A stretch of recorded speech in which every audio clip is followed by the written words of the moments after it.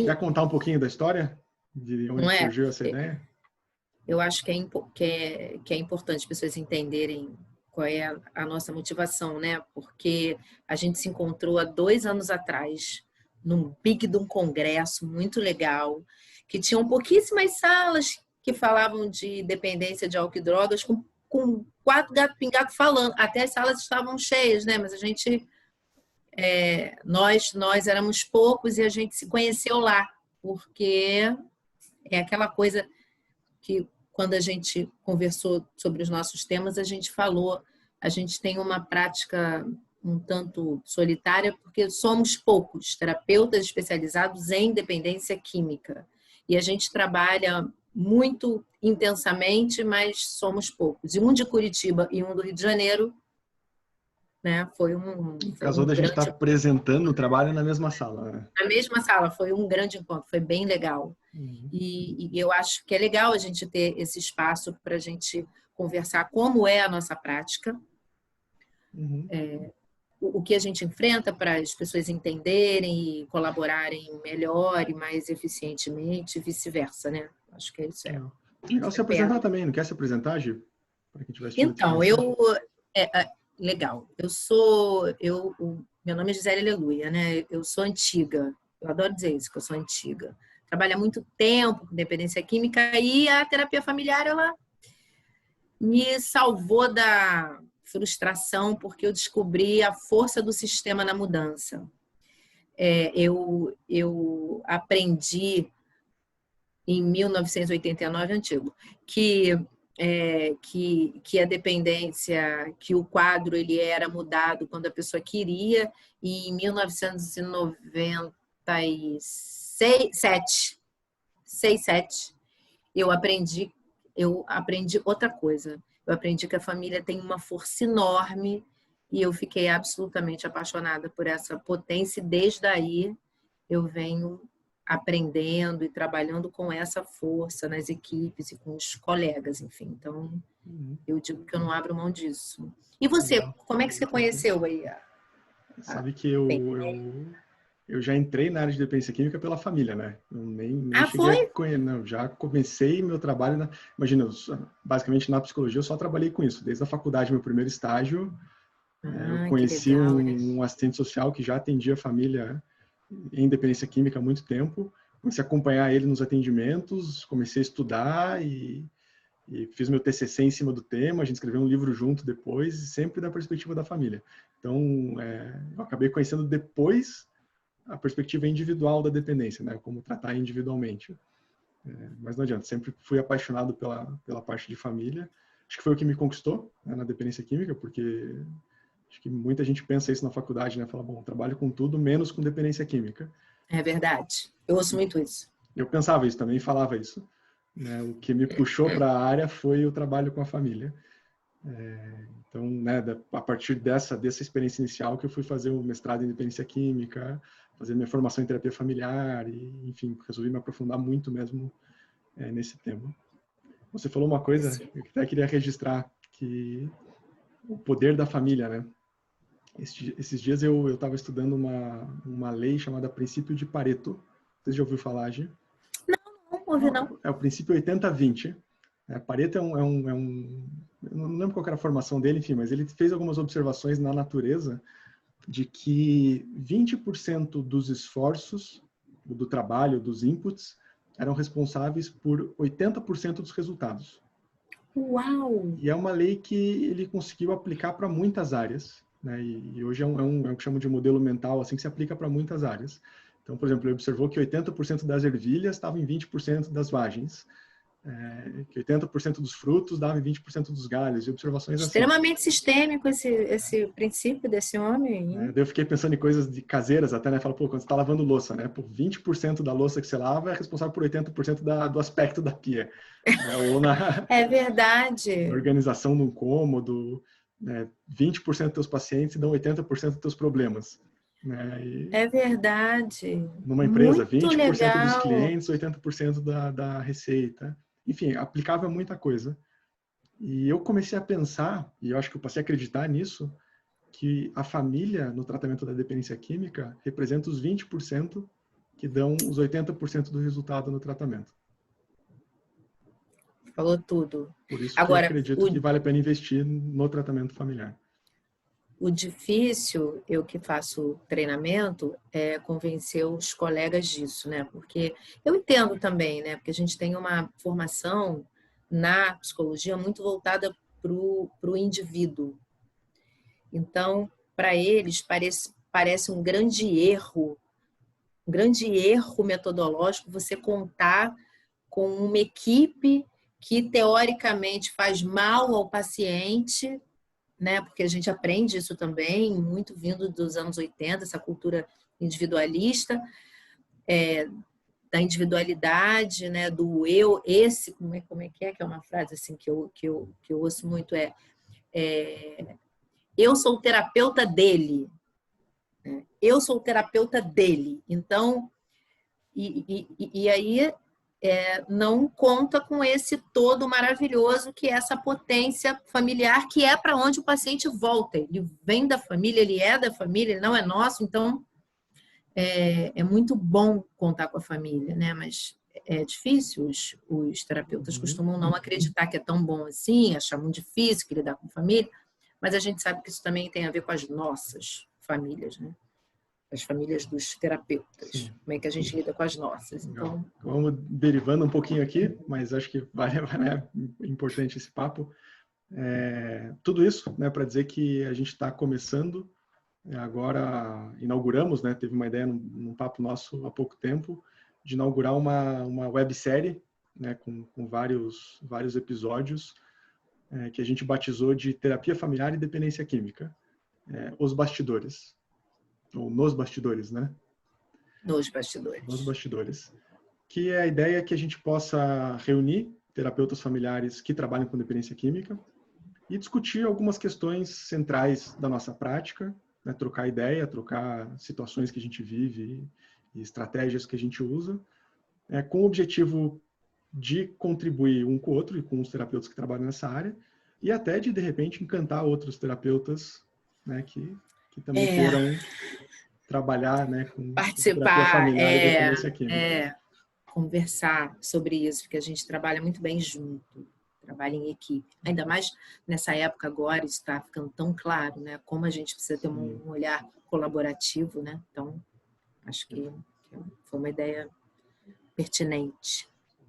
Bom, e a ideia é que a gente possa trazer uma pergunta, né, para cada encontro que vai ser discutida, cada terapeuta participante apresenta a sua ideia, tem uma discussão rápida, né, e, enfim, encerramos aí, e no próximo tem outra pergunta, e a gente está super aberto, né, vai gostar muito que tenham, né, perguntas sugeridas ou comentários, enfim, né, quem estiver participando e assistindo que possa contribuir também com sugestões e perguntas e coisas que possam ser melhoradas nesse projeto. É isso? Beleza, é isso aí. Beleza? É isso aí. Tá bom. Perfeito. A pergunta do dia de hoje, né, que a gente achou que era um bom começo, como que você faz ou como que você vê o desafio do engajamento da família, tanto para o início quanto para a manutenção no processo, né, para a família entrar e continuar no processo de tratamento da dependência química? Essa é uma pergunta fundamental que eu ouço o tempo inteiro quando eu vou falar com psicólogos, treino, né? Parece que os terapeutas, eles acham que é muito difícil trazer a família. Eles ouvem das famílias muita resistência em vir, dizendo, eu não vou participar, eu não posso, eu não tenho tempo, eu não sei. E isso deixa os terapeutas muito sozinhos, se sentindo perdidos e até até com uma sensação de essa família está boicotando o tratamento, né? Uhum. Aí é uma coisa que quem me conhece sabe e convive, né? Quando me perguntam, a família boicota o tratamento? Eu digo, eu nunca conheci uma família que boicotasse o tratamento. Pode ser até que boicote. Quem sou eu para dizer que não boicote? Mas eu, nesse tempinho, eu nunca vi. Agora, o que eu vejo são famílias mal orientadas no que diz respeito ao papel delas no tratamento. E uma coisa, Rafael, que eu acho que é uma função nossa super importante cada vez mais, é que muitos tratamentos, eles não têm um foco claro. Nem o terapeuta sabe muito bem qual é o tratamento.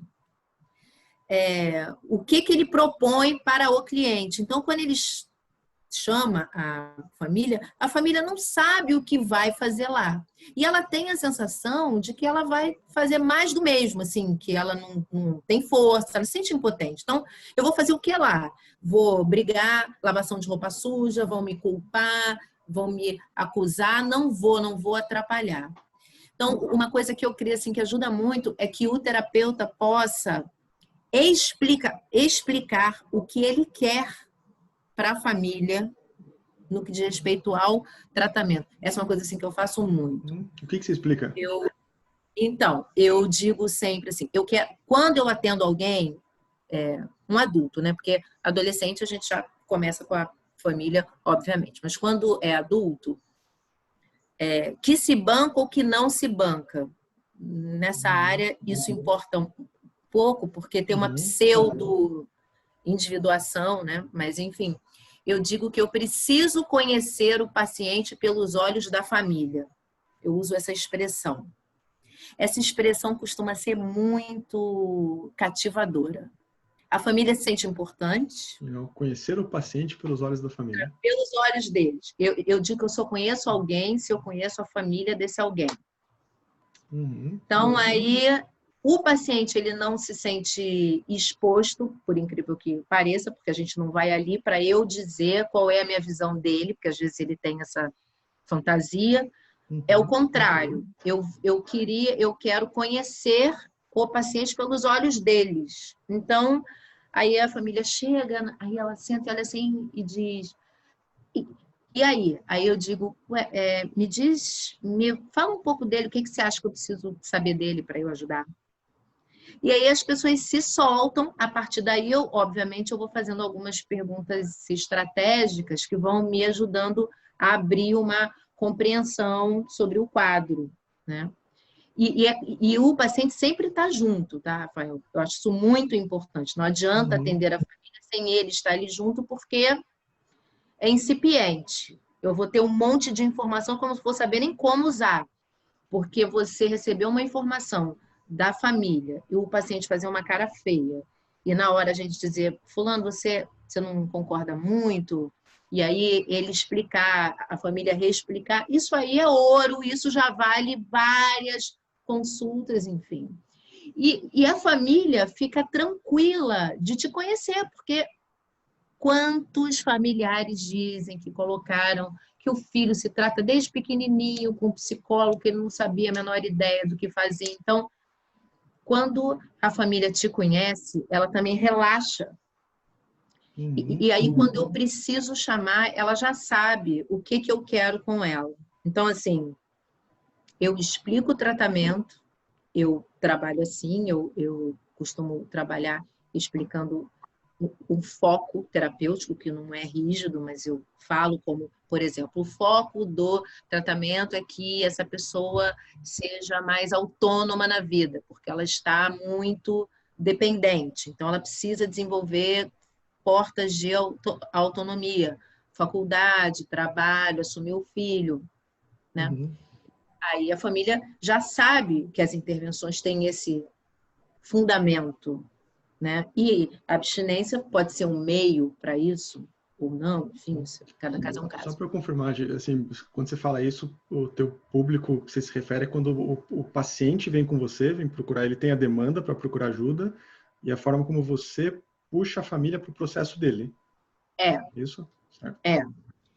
Quando um terapeuta me indica uma família para eu atender, eu também monto um foco naquela situação que eles trazem. Então, assim, né? Então, vamos aqui nos organizar para ajudar o seu filho a se manter no tratamento.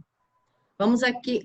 E aí, com o tempo, a gente vai propondo alguns outros focos sistêmicos que a gente vê, né, que são importantes. E aí a família se vê numa função, naquele tratamento. Mas, Rafael, se eu lido com um terapeuta que não tem foco, fica mais difícil mesmo. Alguns terapeutas não têm um foco. A família fica perdida. Aí a gente monta um foco que pode ser algum foco nosso, gente. Aí eu faço o contrário. Eu digo pro terapeuta qual é o meu foco. Trabalhar a autonomia dessa família. Ajudar essa família a deixar ele autônomo. Se eu autônomo. tentar sintetizar a tua ideia, assim, uma ideia é conseguir um meio para que o paciente aceite a família dele, que é conhecê-lo através dos olhos da família, e para que a família se mantenha no tratamento, é você conseguir gerar esse espaço para eles conversarem sobre coisas entre eles que eles nem percebiam e que você observa na sessão. E aí a família sente o valor daquilo. Exatamente. Gosta do espaço, gosta da possibilidade. Muda o tom, né? Inclui, tira aquele peso de que eles só fazem coisas erradas. Eu ouço muito isso, né? Eu só atrapalho, que eu quero ajudar. Então, vamos lá. Legal. Acho muito legal te ouvir, porque a realidade que eu vivo ela é bem diferente, né? Então, é bacana essa troca, né? Até a proposta disso. Porque, veja, a grande demanda que eu recebo, assim, 98%, 99%, é da família procurando ajuda, porque o filho, ou na maioria dos casos, o filho está usando droga, em alguns casos o cônjuge está usando droga. Mas, normalmente, a demanda já vem da família. Interessante. E daí eu normalmente marco o primeiro horário com a família sem o usuário, né? Porque afinal de contas ele não está a fim de tratamento, né? É a família que está com tratamento. E quando daí falando em engajamento, deixa eu organizar o pensamento assim. Então essa situação quando eu vivo, né? Eu puxo primeiro a família, daí nesse engajamento inicial meu desafio, né, meu objetivo nessa primeira conversa com a família é entender um pouquinho a dinâmica do que está acontecendo, né, pelo olho da família, e conseguir fazer eles sentirem que existe esperança a partir deles. Uma potência, né? Que eles têm muito mais, a frase que eu uso, a potência. Tem muito mais poder sobre o uso de drogas do filho ou do cônjuge do que eles imaginam. Aí eu vou ajudá-los a descobrir esse poder para que eles possam realmente fazer algo que vai ajudar a entrar, a existir um tratamento, né, que leve ele, enfim, ou para abstinência, ou para o objetivo que a família tiver. E daí no processo, claro, daí o desafio não é engajar a família, o desafio é engajar ele. Né? Eu sigo o caminho inverso daí, né? Eu vou trabalhando com a família para engajar ele no processo. E daí aqui eu trabalho em parceria com o Nicásio, né, que você conhece, que ele não é terapeuta familiar, ele trabalha com terapia individual. Inclusive, é uma exceção na área que ele tem orientação psicanalítica, né, e trabalha muito bem com dependência química. Muito. Então, normalmente a gente faz essa dobradinha. Né? Eu trabalho com a família, e daí quando chega no momento de engajar o paciente vai para uma terapia individual com ele. E em algumas situações, daí eu acho que é legal explicar como que eu trago ele para a terapia familiar ou não trago. Né? Isso é bem legal. Quando eu sinto, eu normalmente faço uma imagem mental assim de um gráfico, né, de dois eixos, de autoridade dos pais, porque normalmente eu trabalho com pais, né, então eu vejo que a minha forma de pensar está muito enviesada por essa perspectiva. Autoridade e vínculo. Quando falta autoridade, eu vejo que é mais produtivo eu me juntar com os pais só, para fortalecê-los, para que possam cumprir o papel deles no tratamento. E quando eu vejo que falta vínculo, tem uma distância, né, emocional ali entre eles e que qualquer movimento deles provavelmente vai levar para um rompimento, não vai ser produtivo para o tratamento, eu vejo como fundamental trazer junto o paciente identificado para a sessão, para daí poder ajudar nessa aproximação. Então, acho que de uma forma resumida é isso. Daí, uma das formas de engajar a família, quando a família, por exemplo, entra em contato com o Nicásio direto, que a família normalmente entra em contato não querendo ajuda para ela, né? Falando, não, quero marcar um horário para o meu filho. Quando entra em contato comigo, eu falo, olha, vamos conversar a gente primeiro. E é muito bacana ter profissionais parceiros daí, porque quando eu entro em contato com o Nicásio, ele fala, não, tudo bem, até posso marcar, mas primeiro vocês marcam com o Rafael um horário.